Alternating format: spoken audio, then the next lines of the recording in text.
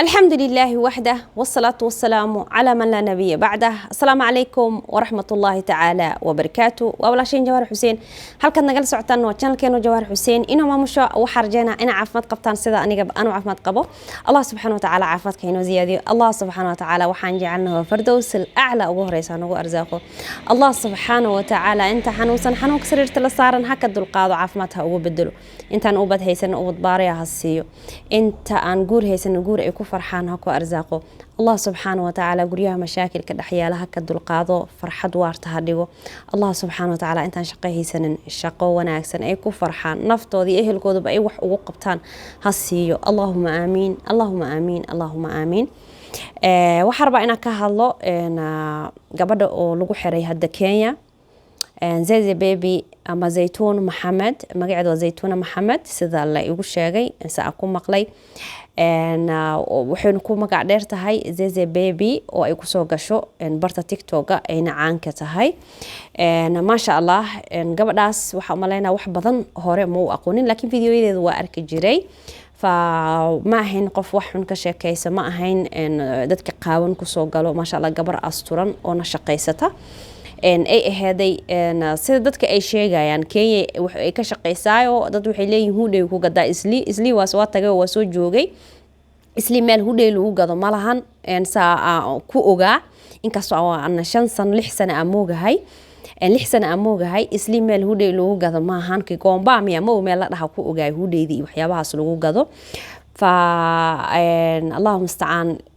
وحولينا baatiyada iyo waxyaabaha dhulka la firaashto waxyaabahaas inay ku gadi jirtay inkastoo waxaasna ay Soomaalida ay u taqaano inta badan الله مستعان هرت هذا ugu xumahay inuu jaceelki xoog oo isku bedelay jaceelka in lees qatafto lees afduubto jaceelka in xoog igu guursaleesto in xoog xiriirka igula wad leesto aada ugu xumahay nolosha intaan waxa ku soo ekaaday mar oo lay raacday soo jaceelku ma hayso oo mar jaceelku ma hay aan dad dhaho jaceel xoog ma ahan qofka ikhtiyaarkiisana lama qasbi karo لما قصب كره قفك اختيار كيسة قصبنا إنه كوجو دورته أما كوجو دورته لازم معهن إن أو أدون كان وحلو نولي هاي قزاري إقيرة لو نولي هاي مرة لوصو بريو لوصو رعد جعل كاج مرة بصح لوصو مرنا أدي واحدة جعل كاج مرة بسعودة يعني أنت سوايبا فاهمين مرقف أذي كج على هذا ديار وإهان إنا وحلا وديد مرنا قف أذي أجعشها وصن ديار كله إهان إنه وح كله وضو أو أويني سيت أبو معانا والله يضحي على قاتها صاحب مع السنة ما لقول له حي هذه هي الحياة مر حنون صمر وحنون جمر قنجروف ضد مرها لو قنجروف تناوش لما أنت صايم فاهمين فنهرت زيتون محمد إن أرنت كل عادي هذا أو حمى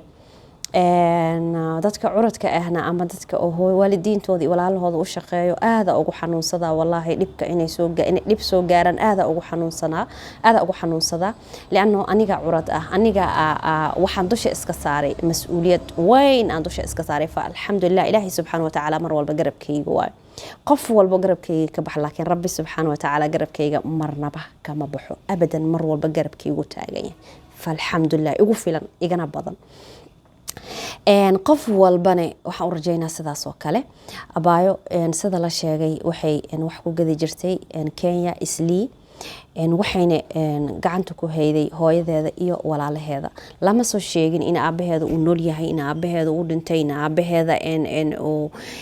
qof weyn uu yahay oo shaqeyn jir karin inuu xanuunsan intaba lama soo sheegin laakiin in ay Isli ay ku gadaysay waxyaabaha dhulka la fidsado waalidkeedana ay ayada gacanta ku haysatay ma sha Allah waa gabar aad u qurux badan waa gabar asturan waa gabar shaqeysata nin walbana uu rabiya qof asturan qof shaqeysata qof karti leh qof walba u baahan yahay fa gabadhii waxa dhacday in weel uu jeclaaday ma aqaan weelka inay wax la waday inay wax isla wadeen in asikaligiisa uu ku ekaa oo mar walba ay ka cudur daarin jirtay ma sheegi karno intaba ma la soo xiganin laakiin weelka inuu jeclaado waa wiil Soomaaliyeed ma ahan wiil Kenyan ma ahan weelka waa wiil Soomaaliyeed waa wiil Soomaali ah weelkii gabadhii markay diiday ay ka soo horjeesatay xiriirkeeda wuxuu isku dayay inuu qatafto oo dafo إنه ضفوا أفضوبته لا حول ولا قوة هيركاس قارمة قارنة قارمة جعلك حوق نقضي أجانب كلا بوحس لقوا أجاي هدا جعلاتت أو كوجا عن هدو كوجا علاضن أجانب وكوجا عن سيرتت إن أو كمالها كورا عدسته محير هذا أسي إن أو محير هذا أسي أو اسكت ده إن أو نفط كورا في أم وح كوجا سمي قارمة سومالي هيركاس أي قارت سبحان الله وللسومال وحاولوا أجاي إن أو وحول بها إسكا هذا لكن وحيابها سلقوا ما أجاني المهم إن sida la soo sheegay in uu gaari u saartay Allah musta'an oo la dafay gabadhii la afduubtay oo la rabay in wax xun lagu soo sameeyo sida la sheegayo waaye oo kofsi iyo waxyaabo aan loo joogin subxaanallah qof aan jeceshahay miyaa dhibaato u qortaa horta waxaa su'aal qof aan jecelahay sideen dhibaato ugu niyeystaa qof aan jecelahay jaceelka yani meesha ka soo baxay dadka qaar waxa u maleynaa indhaha iyo afka iyo dhigaha iyo sanka inuu ka saaran yahay laakiin jaceelka dhabta ah ma qof u baahan tahay naftaada u baahan tahay erey yar oo xumaan uma qoortid wax yar oo xumaan uma qoortid wax yar oo cuqdada uma qoortid wax yar oo maxay raada asi in hadal xun uma qoortid wax yar oo dhibaato abadan uma qoortid gabadhii gaariyaa la saartay way qayliday waxay qaylidaba dadkii isku soo baxay waa laga soo dhiciyay markii laga soo dhiciyay nimankii laba nin ay ahaayeen lahay kii gaariga wada iyo kii kale iyo saddex nin inay ahaayeenba waa la qabtay waa la garaacay markii la garaacay ninkii wuxuu tagay saldhiguu tagay wuxuuna gudbiyay report oo ah in gabadhaas dhibaato ay u geysatay oo wax walba ay u geysatay oo Allah musta'an ayna loo soo xiro gabadhii askartii way soo baxday waxaana la qabtay gabadhii waxaana la geeyay saldhiga meeshii ayaana lagu xiray fa subhanallah gabadhii muddo 3 maalmood ayay xiran tahay waxa aad ugu xumahay I know إنه يقرأ النقد أصحابتي الصومالية كينيا أنا آسفة يعني وانكحمها إن أرجع عندها وأوجهاي إن ضدك صومالي كإما هذا ماشى أو إما هذين لهذين رفيجية استهى وكحيرة إن لهذين وأوجهاي لكن هيركاس إن أو جبر صوماليات حبسي لقيه أو محيرة أسي العقل لقيه أو جبر ناس مساكين توالد كذا وحمالة نيسي وشقي نيسي أو يعني 6 مالمود حبسي يكون جرته dad Soomaaliyeed tihiin waxa rabtiin ahaada ama Kenya kamid ahaada ama maxay raadaasi waxa rabtiin ahaada laakiin Allah musta'an dad Soomaaliyeed tihiin dhiigaan ma ahan wax sahlan ma ahan Soomaalinimada ma ahan wax sahlan ma ahan gabar Soomaaliyeed waalidkeedu u xamaalan jirtay limuddo 3 ayyam 3 maalin inay xabsi dhex jiifto wallahi oo aan ogahay askarta Kenyaanka inay Soomaali ka buuxaan إن سراكيش كينيا إني صومالي كبوحان أوجهاي وح آد لوجو حماذو آد لوجو حماذو والله آد لوجو حماذو على الأقل وإنه ليجان أو محير رأسي أو إذن كعا على الأقل ليجان مركا ويرتها ليجان وإن أو إذن شقيا أو قبل ناس بأي طريق والبا أقصو إن فردامين كرتان لعجا شيكتين مليون كيان هدي لقى حتى إن شرفت إكرام ذا قبل ناس in aa ilaalisaan oo wax walba oo markaas dariiq walba ugu soo deyn kartaan gabadhaas maalin iska dhaafay saacad inay ku jirto maysan ahayn ayadoo ka dambeeyo rag Soomaaliyeed oo waliba wadanka ay markaas ku nooshaho lagu xiray saraakiil ka ah askar ka ah xildhibaano ka ah oo baarlamaan ku jiraan oo xilal hayaan inay ku jiraato waa wax aad loogu xumaado aadan ugu xumahay Soomaalida Kenya waxa idan dhihi lahaa gabadhaas maanta idin baahan tahay gabadha Zaytuun Maxamed maanta idin baahan tahay waa gabar Soomaaliyeed waalidkeeda u shaqaysan jirtay oo gacanta ku hayday waalidkeeda iyo walaalaheeda marka waxa idin dhihi lahaa gabadhaas ina meesha ka soo furdaamisaan wiilka oo arintaas ku sameeyay arintaas ku kacay oo lacag meesha dhigayna wallahi inaadan waxba ka faa'iideynin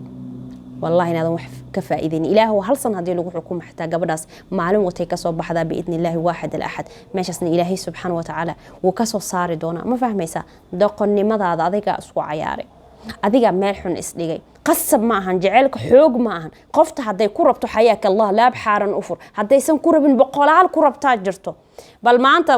وأساسا أوجا شيء هنا هيرا أفدو بتيت هيرا حبس جيسيدا سبحان الله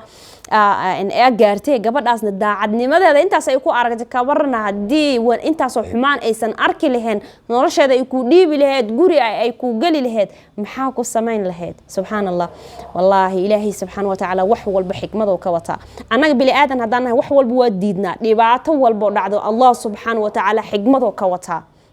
xikmadiina waatana maanta xikmadiina ilaahay subhanahu wa ta'ala tuso in gaari uu keestay in gaarigi in Allah subhanahu ilaahay subhanahu wa ta'ala kaga badbaadiyay inuu xabsi geeyay intaas oo dhibaato ilaahay subhanahu wa ta'ala inuu tuso xikmado ka wata ma ahan qof walba oo ku jeclahay ku dhahay inuu ku jecel yahay jecelkiisa dhab ay ka taho qalbiga ay ka soo gaaday no la ma ahan taas in xaqiiqo marka idin dhahay qofka bili aadanka xaqiiqdiisa barta ma ku jeclahay markuu idin dhahay ma ahan kaliya oo ku jeclahay binada ama aragtida hore ama afkaas uu ka dhawaaqay in uu idinku jecel yahay ama idinku jeceshahay qofka dhabtiisa barta qofka shakhsiyadiisa barta waa ogaanaysaan qofka inuu xun yahay inuu wanaagsan yahay mar walbana qalbiga been ma sheego ogaada qalbigaaga raac qalbigaaga wuxuu ku soo gudbiyeen raaxa iska indha tirin mar walba qalbiga raadid waa ta meel wanaagsan uu ku geeyay gabadhaasna Zaytuun way ka soo bixi doontaa laakiin doqonnimadaada maanta in gabar Soomaaliyeed oo walaashaada ah dal islaameed adigoo ku nool kugula nool oo waalidkeeda familkeeda u shaqaysanayso in Allah musta'an marna gaari ina ku daftid la damacdid marna xabsi dhex dhigtid oo waliba milyan ama 2 milyan Kenya money la soo sheegto in ay magdhow u bixiso waxa aad ugu xumahay lacagtaasna kulay waxa u maleynaa adigana ma cunaysid gaala ku cunayso gaalo ku cunayso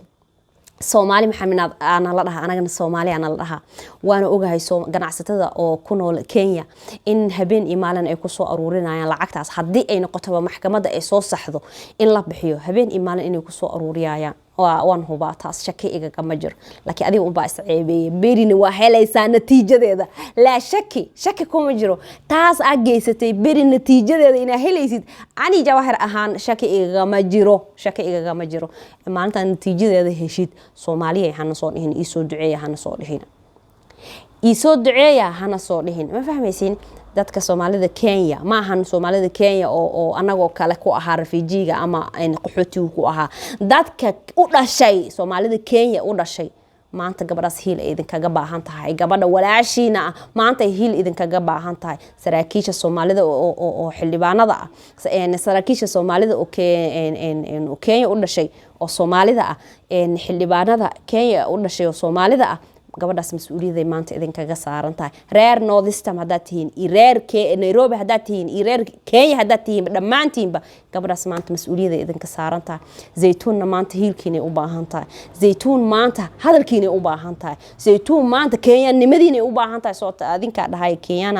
Kenyanimadiina ay Zaytuun Maxamed maanta u baahan tahay waxaana rajaynayaa insha Allah ta'ala inay soo bixi doonto waxaana rajaynayaa inay xaqeedana heli doonto waxaana rajaynayaa gaarigaas oo lagu qaatayna in xaqeeda loogu soo dhicin doono 1 milyan ila 2 milyan ayada maanta laga rabo in asal lagu bedeli doono biidnillah waahid al-ahad waana idinka rajaynaa idinka sugeynaa Soomaali hadaan nahay gabadhaas hiilkeeda maanta idinka ga rabnaa Soomaalida Kenya hadaad tihiin aan fahmaysiin marka insha Allah ta'ala waxaan sugeynaa waa cadaalad iyo dadka reer